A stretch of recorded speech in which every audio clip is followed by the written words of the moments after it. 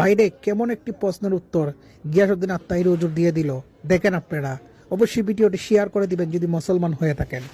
এরপরে নবীজিকে দুনিয়াতে পাঠানোর পূর্বে তার পিতামাতাকে কেন দুনিয়া থেকে নিয়ে গেলেন? বাবার সামনে সন্তান কখনো চেয়ারে বসে না।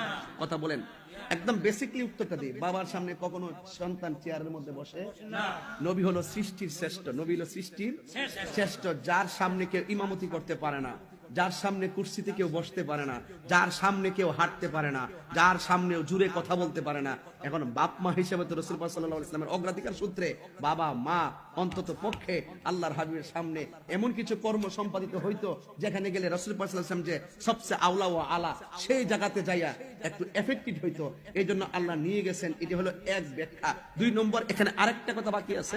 নবীজির সন্তান মেয়েগুলার আল্লাহ বাঁচাই রাখলো, ছেলেগুলাকে কেন নিয়ে গেল ছোটবেলায়, এটাও জানা দরকার আছে। কথা কোন ঠিক কিনা?